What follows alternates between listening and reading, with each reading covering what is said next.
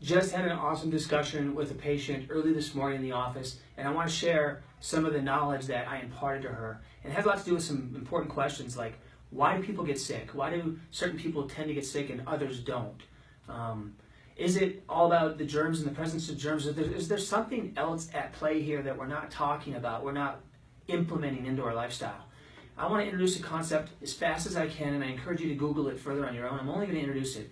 But the whole concept, as people see it now, is based on the germ theory. That's what we call it, germ theory. And there's another counterpart to this that most people have never heard about. It's called the terrain theory. Now, there's two people at play here. There's Louis Pasteur for pasteurization. Most people have heard of him for that development. But he's also called the father or founder of the germ theory. And then here's his counterpart, which people have never heard of his name, Antoine Béchamp. Equally brilliant people. One just happens to be socially advanced.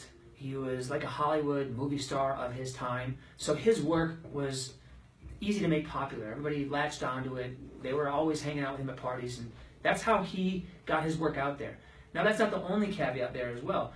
The germ theory was very brilliant and timely for pharmaceutical industry and modern medicine, because if you could find a germ and attach an illness or sickness to a germ, you could then attach a diagnosis, which then you could attach a solution or cure or prescription medication.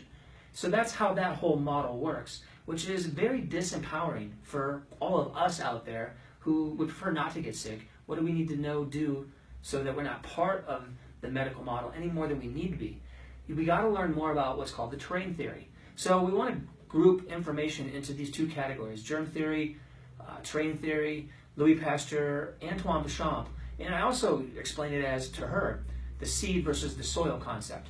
So germs are everywhere, they're always present, such as when she went to visit her grandchildren and she's playing with them, as did her husband. She comes back complaining of being sick, and she's curious, confused, frustrated why her husband's not sick. And this situation plays out in families all across the world, where not everybody is sick all at the same time. If the germ theory were 100% intact and true and bulletproof, and there was nothing else other than that, the whole family, every member of the family should always be getting sick because they're in constant contact of the same germs, relatively same exposure. So everybody in the family should always be sick, and that's usually not how it plays out. Family of five, all five people don't oftentimes get sick.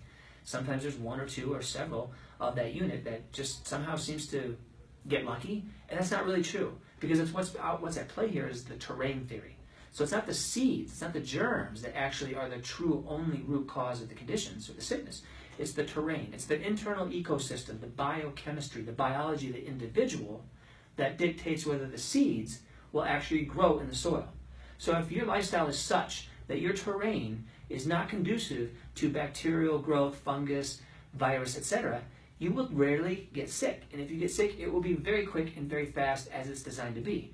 If your terrain, however, is very conducive to growth of seeds in the soil, you will be a person who tends to get sick more often, or you'll be that one or two family members of a family unit of 5 or 6 that you're always sick and everybody else isn't. And that's how that really works. So I'm not saying that you have to invest everything you got in one or the other.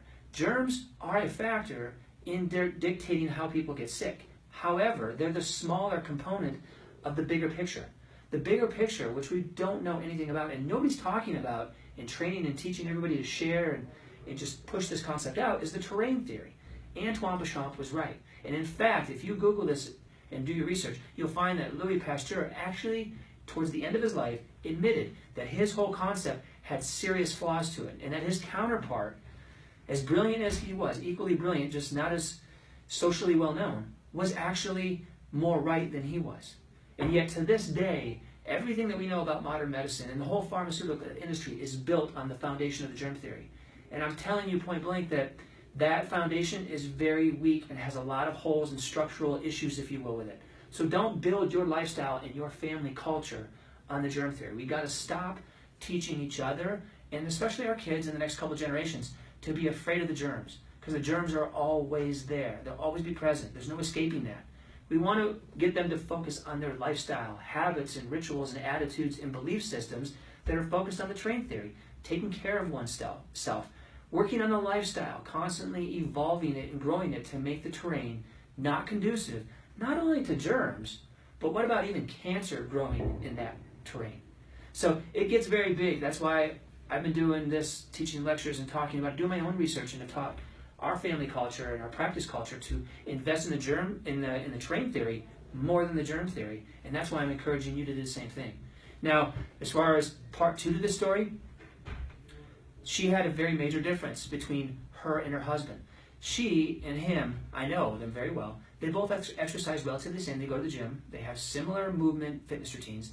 They have very similar diet supplement protocols. So their biochemistry, their fitness are relatively the same. So why do they have wildly different outcomes when it comes to one being sick and one not being sick? There's one caveat to this story that I ended on. It was, you have a very different spine than your husband. She has a more compromised spine, a spine that puts her at a disadvantage. And here's how this works.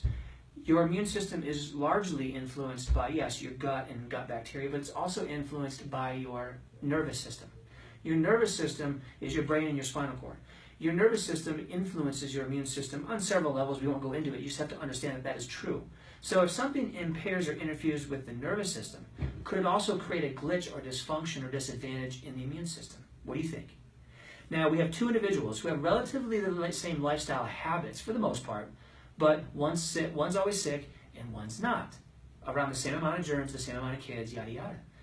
A lot of it has to do with the fact that the husband has a near perfect spine as far as shape, which probably puts the least amount of pressure and stress interference to the nervous system, which thus allows the nervous system to regulate the immune system at a higher level.